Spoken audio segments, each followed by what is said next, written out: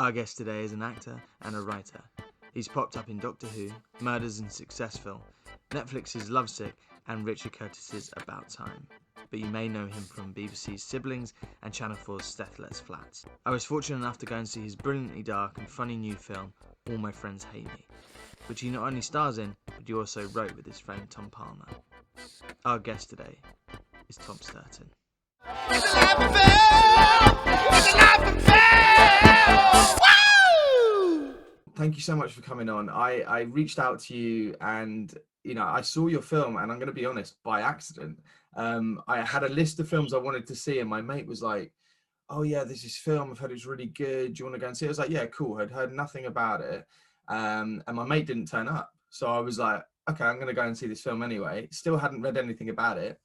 Went in, watched it, and I enjoyed it more than any of the other movies I watched at the whole festival. So it was a complete fluke. Wow. But did I like that your friend didn't turn up. That feels very appropriate for the film, I guess. I mean, Yeah, I know, all my friends hate me.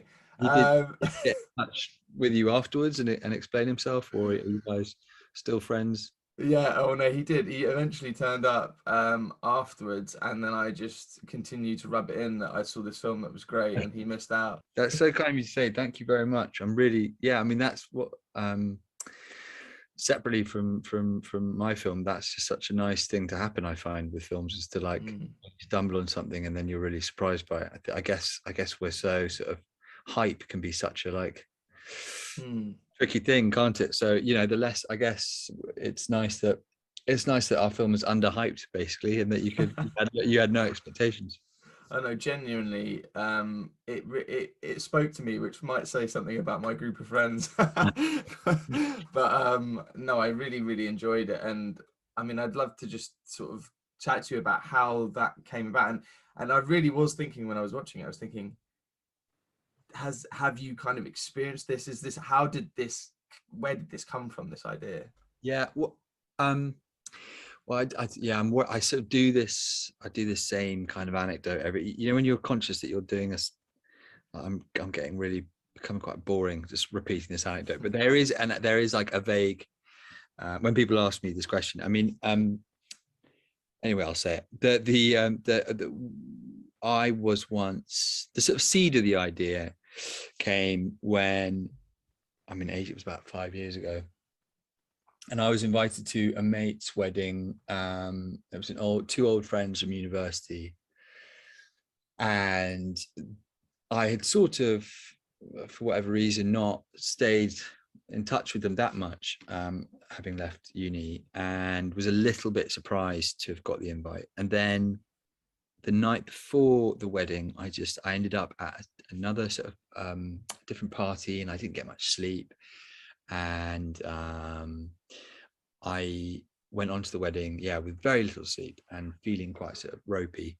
And halfway through the speeches, the bride and groom speeches, I got it in my head. I like sort of panicked, and suddenly got it in my head that I'd been invited as a joke to this wedding, and that the groom was going to sort of be like, do a big reveal where I was like, oh, and the funniest thing is, Tom Stourton's here kind of as a joke, and he thought that he was really invited, and which is a mad. Every time I say that, I realize that sounds pretty mad and also very, very self-centered, because I was making someone else's wedding about me in quite a weird way. But I guess that seed of an idea felt interesting, like the idea of being at a sort of event that should feel fun and kind of should be about reconnecting, but there's like a perceived hostility there, like that there's something, you feel like there's maybe something going on. And I guess that, sort of separate from that specific experience, me and my co-writer Tom Palmer, we felt like that was a common feeling that we sometimes have at things, where there's like, this idea of our friends and how well we know everyone and how well we're liked is kind of on a knife edge sometimes, and you can suddenly have like weird existential moments of like, oh my god, I'm sort of worried that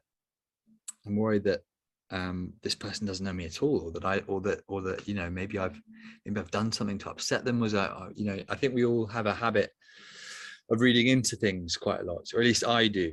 And so yeah, I mean, that was the kind of that event was the sort of springboard, but I think it also just it was sort of it was like a concept that we've been like stewing on for a while, me and Tom Palmer anyway, and we just sort of thought of the best way of framing that would be a reunion. Okay, cool, that makes sense to me, because I was just pondering the whole time. I was like, where has this come from? Because I know that I've definitely used that moment where you kind of go, why am I here? Like, or like, I don't know these people anymore, or like the dynamics changed. And I was watching it thinking, this is weird. This is like really getting in my head. But there was a particular scene where I thought it was just brilliant, because as you say, when you get in your own head and you're kind of making everything about you. That scene in the film where he sits down with his mate in the bedroom and they're sitting on the bed, and the guy's been doing drugs and he's kind of all paranoid, and they have a heart to heart, and then he was like, well, I tried to tell you about my business thing, and it turns it on its head, and you're like, oh, I've been there, where I've been just totally in my own head and realized that everyone else has got problems as well.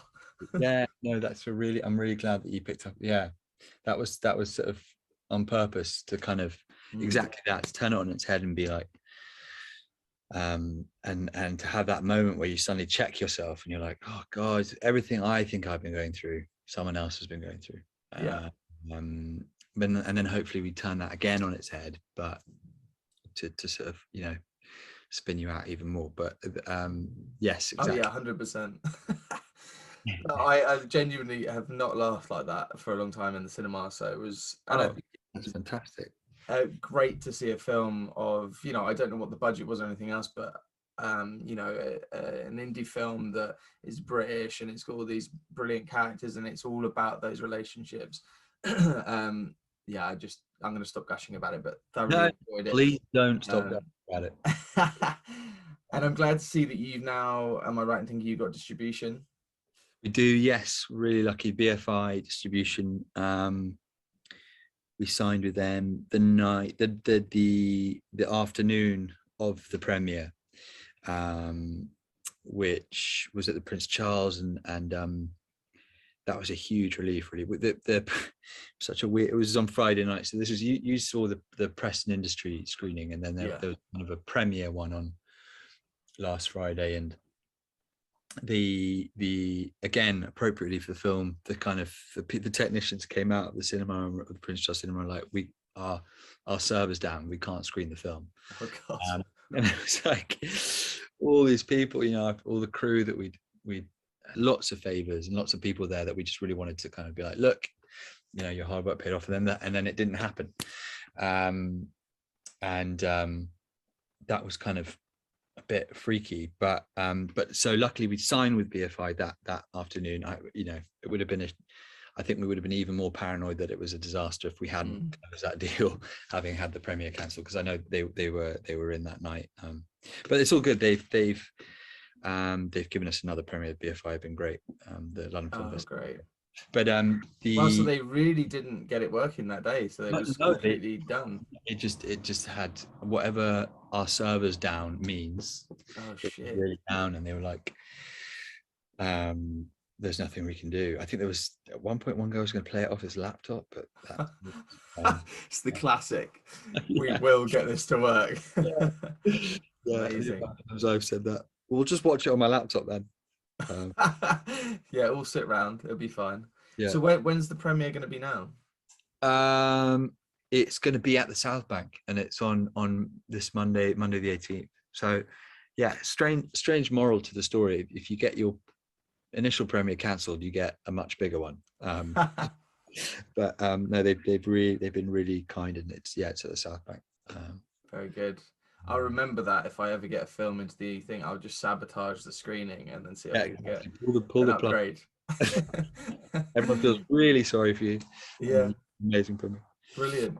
And so obviously you talked about how this came about and everything else, but you obviously, I noticed that you've written a few other bits and bobs before this. So was where did that, obviously the acting seemed to come first, and where did was the writing something out of, I mean, a lot of actors seem to do it out of frustration. Yeah. How did that come about? I mean, yeah, I've never really, I will struggle with it, with a sort of, well, for one, I have this terrible habit. I'm terrible at being able to just say I'm an actor writer. Like in situations like at barbers or in taxis, I shy away from ever even saying that. But then on like a deep level, I don't know myself really which I am exactly. And I guess it's the simple answer is both. I mean, it happened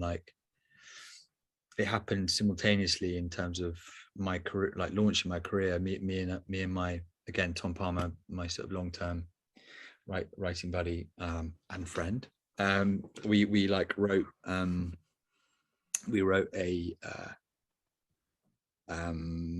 YouTube thing back when we were like ages ago, when YouTube wasn't really a thing.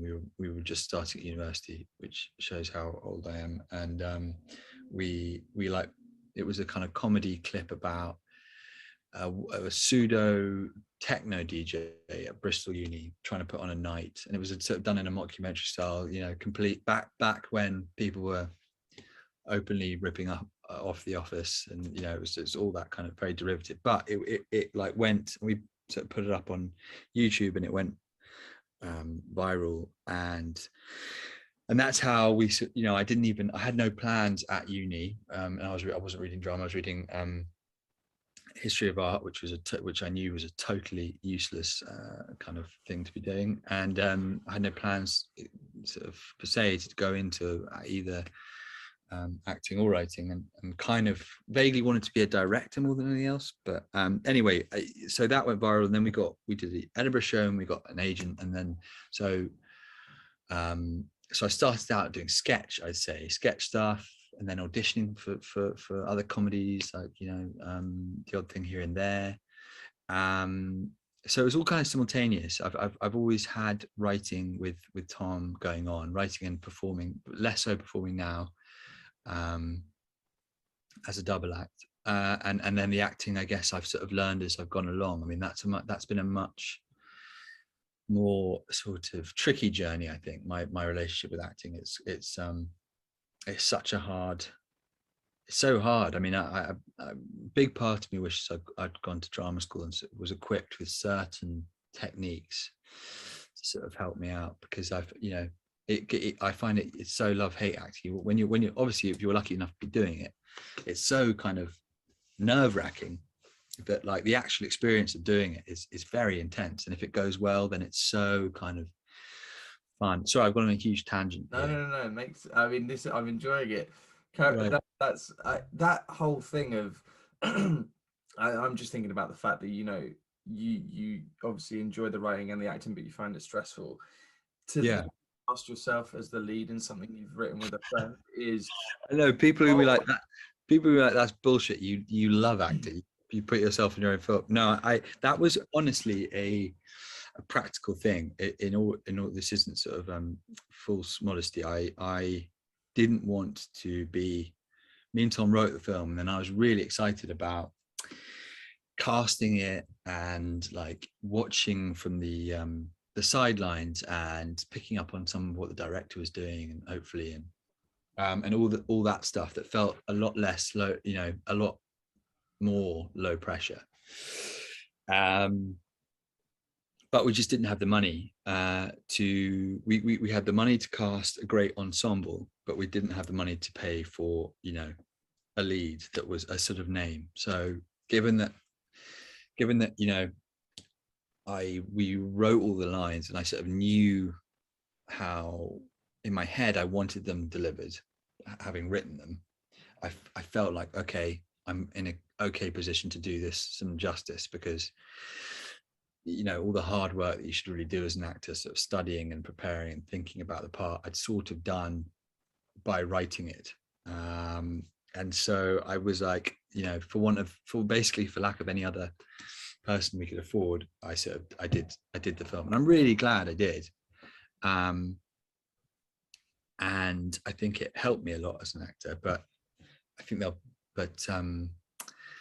think it's like when I first watched it, I kind of thought, oh my god, when I watched an early cuts before we had any kind of distribution or anything, and didn't really know how what the film was going to turn out, I watched it and I was like mortified because I thought everyone was going to think it was just a very expensive therapy vanity project for me, which I guess on some level it was.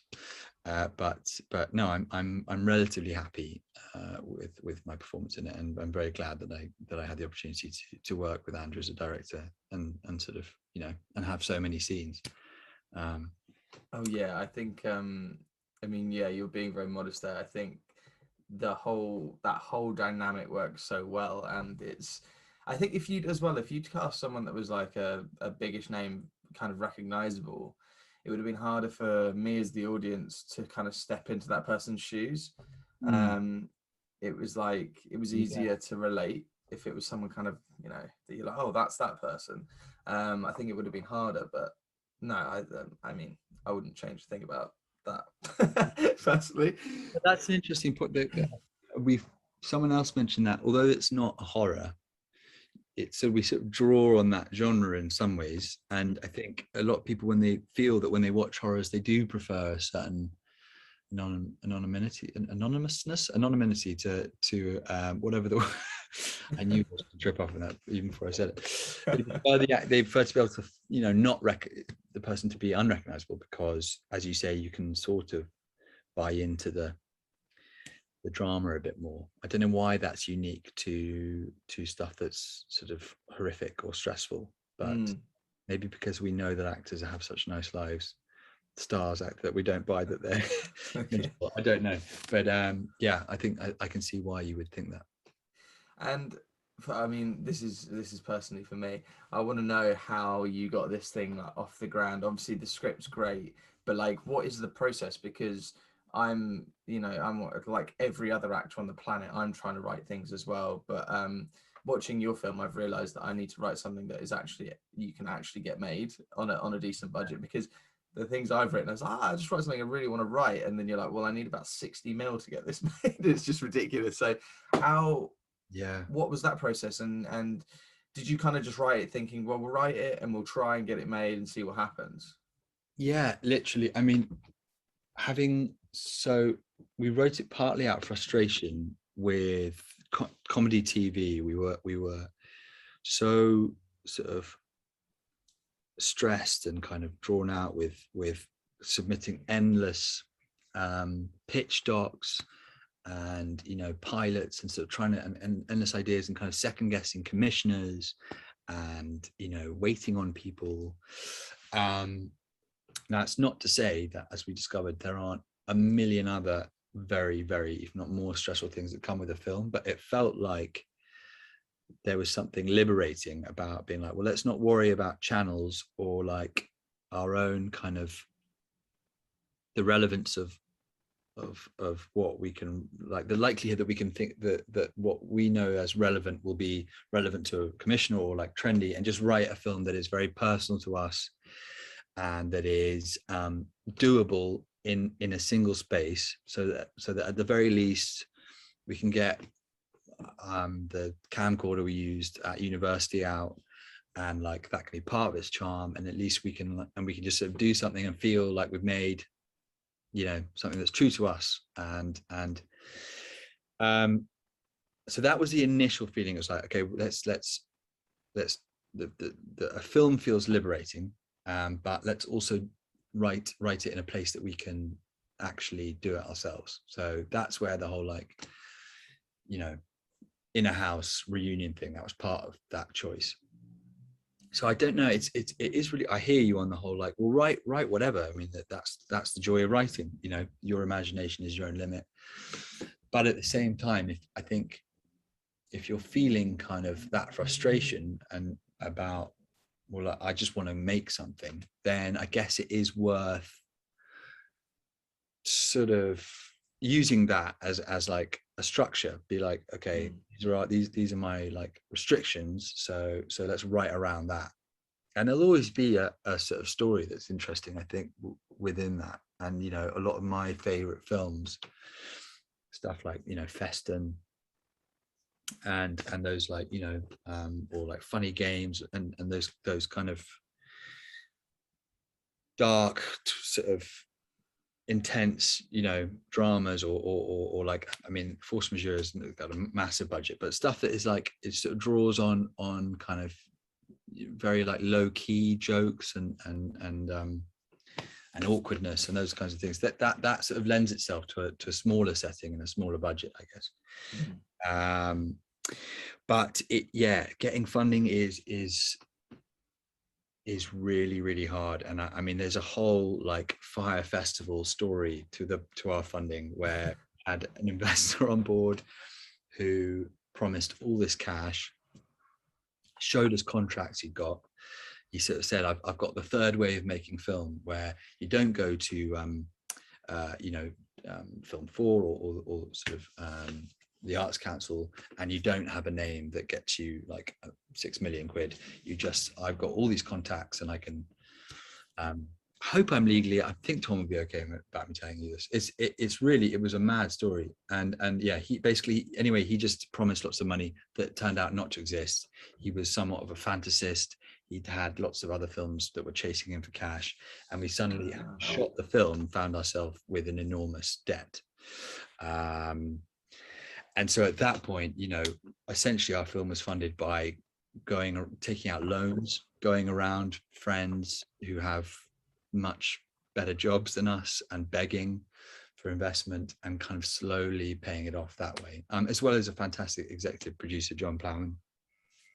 Wow, so that's mad. Yeah, so there was, it's this really weird situation where we got the film made because someone basically lied to us. So it's I wouldn't recommend that. It's like, as a way of doing it. I think the lesson to sort of take from that is just that, well, never believe something that's too good to be true. And also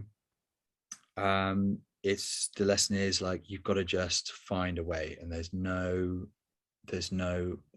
sort of secure path. I mean, sure, if you're a very prolific writer, and you can churn out 7 spec film scripts a year, say, and you have an agent, then you're probably going to slowly build momentum that way, and people will option scripts, and you'll get bits of money here and there, and then, you know, if they're made, you get a big bit of money, and then you can maybe you're in a better position to sort of do your own thing and get money with it for a smaller, more personal project. But if you're just starting out, it is really, really hard, and I think we're very lucky to have got that made, basically. But I hope that's not disheartening. I think it is. I think it's the best thing we ever did, to just make the decision to like do our own thing, and as I said, set it in this relatively manageable experience. But it's also it's about drawing on all your mates, you know, all your talented friends, and being like, well, down the line we'll be able to pay you, not for this, and you've got to be in it for the love of it, which is very much what we were lucky enough to have, separate from the whole huge charlatan. That's, I mean, I did not expect you to say that. I thought it was going to be kind of quite straightforward. That's mad. And no, but the fact that you've now, you know, it's premiered or premiering at the BFI and everything else, like that, it's a happy ending, thank God. But that must have been pretty terrifying at points. Really, you realized you didn't have, you know, the money to pay it back.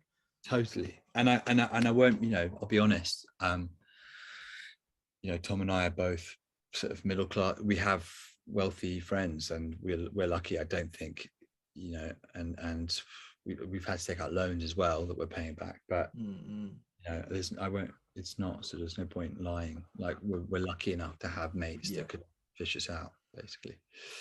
Not all your friends hate you, so that's no, good. apparently not.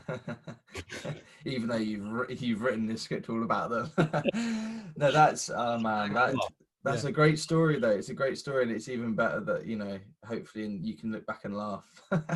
Yeah, I think we are there. We had a joke that this guy had come and pulled the plug on the premiere night. So Yeah, didn't want it to happen. Yeah. Oh, I mean, there's so many people like shady characters in the industry, and Yeah. Yeah. I've almost got a face I can put to that one that you were talking Right. about there. I was like, do I know this guy or this Yeah. woman? Maybe. But yeah, no, hats off to you guys, because you know that you've obviously brought this up completely from scratch. You've written it, you've starred in it, you know, and you've got it made, which is that's what I'm trying to do now. So I completely you know, Great. that feels impossible. How, But you've how done far it, so. how far along are you with your with whatever you're doing? Are you kind of So to- I take forever to write anything, but I'm on my third year of writing this feature. Like dragging it out. I've written loads of little other bits, never got anything.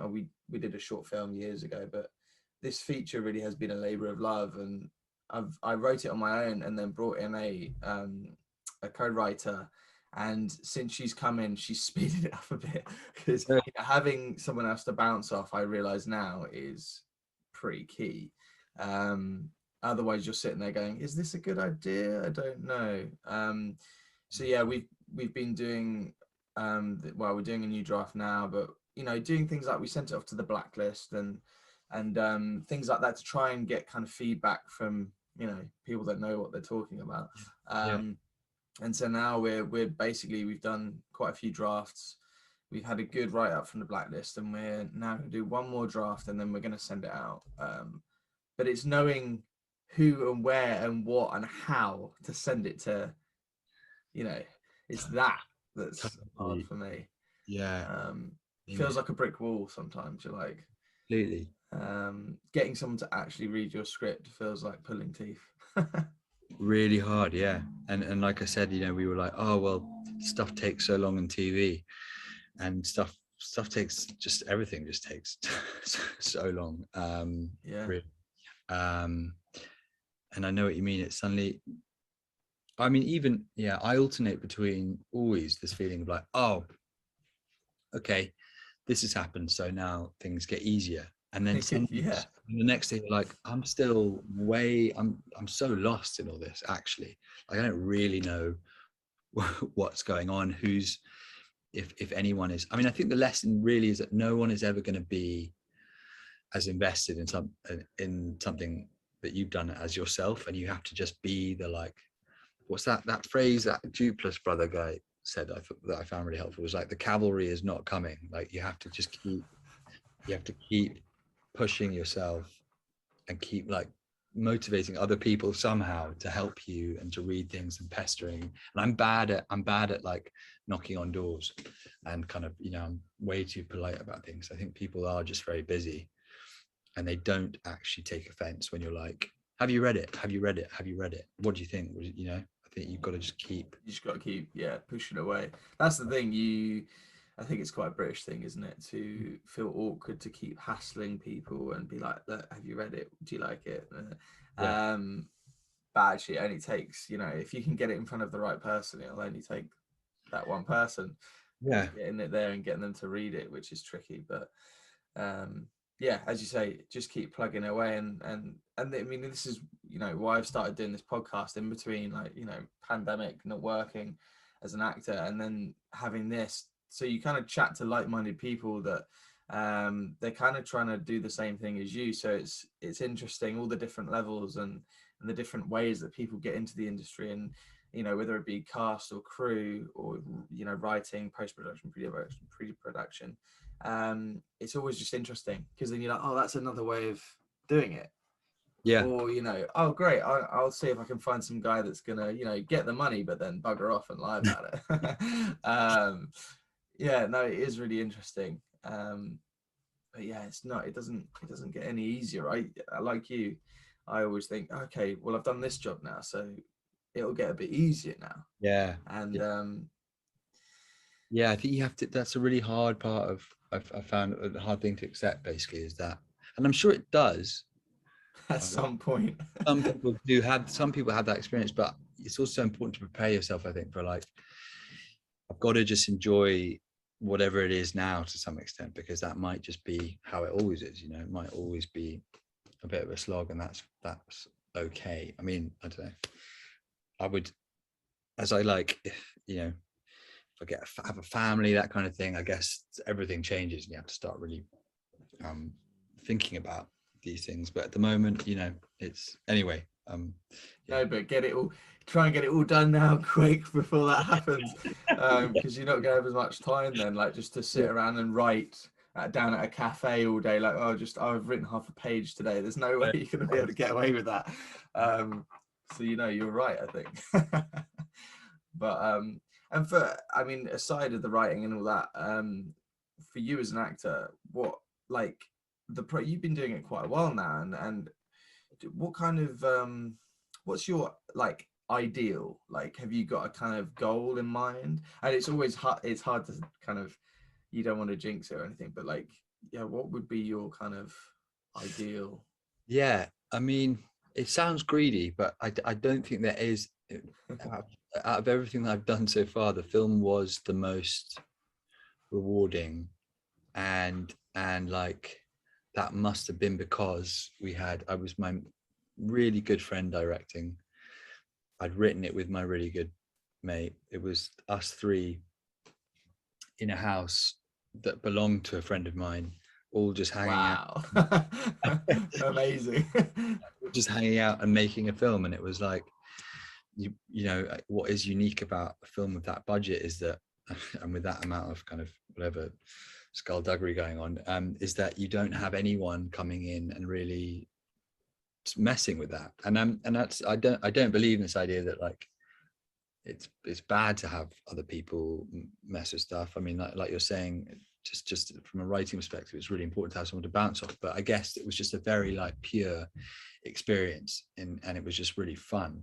And I mean, any job down the line where there's that sense of collaboration, I guess, because it's hard to do jobs where, you know, I haven't done like a big ensemble thing where I'm a regular character for ages. I mean, it's not since like school play, you know how fun school plays are, because you're like just dicking around with your friends. I think it's that whatever, like, that spirit is that sort of was there for the film. I'd love to be in a position to do that again. And I think that comes from just being around people who you really are relaxed with, and who you have a sort of a feeling of like collaboration and a kind of collective vision.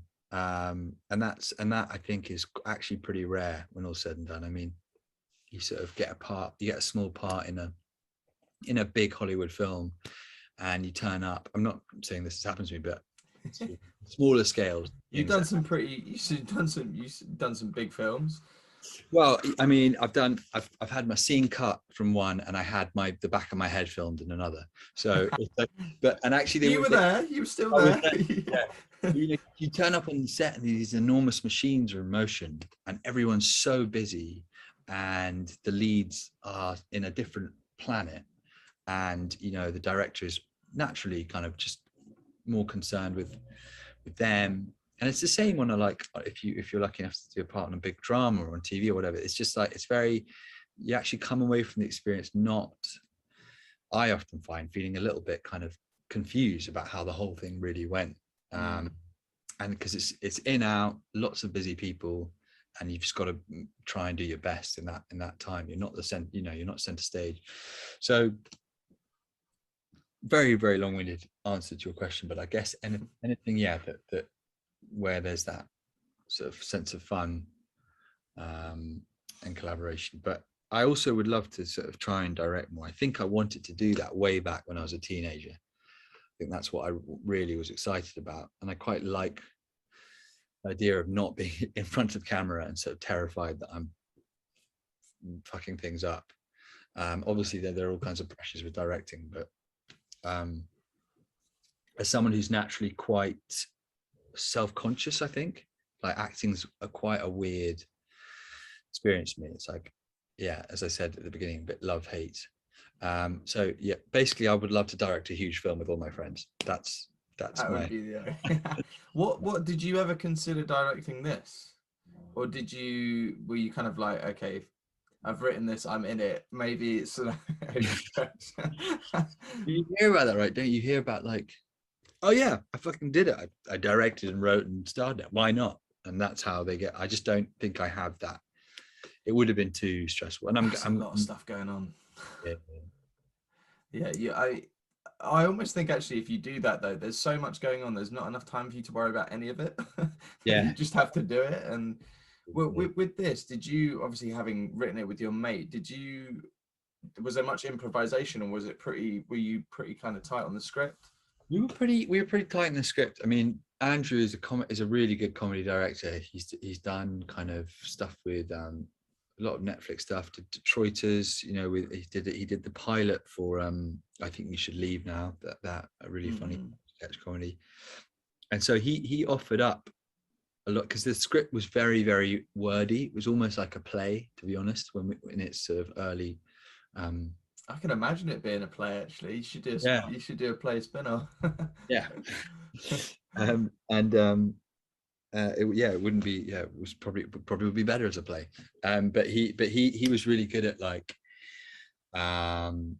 at coming up with like visual things, like the bit with me doing my buttons up in the mirror and like not knowing where to put my top and button. He was like, oh, well, I think that would be funny, and that was fairly sort of spur of the moment. Yeah. But the problem is just time. You realize, like, on that budget, with getting the shots in the day, just getting the coverage, there's not that luxury of like, we've got the script, just play with it. I think there are one or two lines, I can't really, it was so long ago, but I can't really remember specifically which ones that crept in that were just slight alterations. But on the whole, we would use the limited time to just get the kind of dialogue as is, which is a shame, because I do think that is such a fun thing to do. I think if you've got, I suppose, limited time as well and a low budget, it's kind of difficult to have that time to play. Yes. And I mean, I guess it makes the editing process a bit of a nightmare as well. Yeah. But it actually just felt really natural. So I wondered that, maybe there was just a bit of kind of, play in there, but I think that's just testament to the writing. But it seemed really natural and off the cuff. Thank you. Yeah. Yeah, it's funny. I'd like to because one of my friends who actually I've been writing this script with, I was telling her about this film, and she was like, oh, I really want to see that. And it made me feel like, why did I not know about it? Like, I was completely oblivious to this film, but she knew what it was straight away, and I was like, okay, I'm obviously just out of the loop. But I'm desperate for it to just come out, because I've been boring people enough on Instagram with updates, and I think now they just, if you're not in like films, you would just assume like, oh, it came and went. So you're like careful with that kind of thing. You have to make sure people know that it's actually out to see. I find it very difficult with that, because I normally post the shit out of my stuff just because I'm like, well, no one else is going to, so I might as well. Yeah. But then, like, most people are like, oh yeah, so when did that come out? Did it come out? And then other people are like, oh yeah, no, when's it coming out? And you're like, I thought I'd like hammered it, like everyone must know, but no one gives a shit. Like, but no one cares as much as you do. You have to keep exactly what you said about writing a script and trying to get people to read it, and remember that you're literally the person that cares about this the most. Yeah. It's so true. But no, Tom, this has been brilliant. Thank you so much, and I really appreciate you. It's very difficult doing this podcast and just messaging people on Instagram or something. You just think, it's like a fart in the wind, they're not going to see this, but you responded, so thank you. And really fun. Thank you very much for having me. Oh no, all good. And I'll say it one more time, really enjoyed the film. Thank you. And thank you. Yeah, hopefully one day we'll get it going. All right, mate. Well, thank you so much, and all the best with it. Thanks a lot, man. All right, mate. Cheers, man. Thank you to our guest Tom. All My Friends Hate Me is in UK cinemas from the 10th of June. Support us on Patreon for early access to episodes, and follow us on TikTok. If you enjoy this episode, please like and subscribe. If you have time, write a review. It all makes a huge difference. Thank you. It's Alive and Fail, and you better come back next month to Alive and Fail.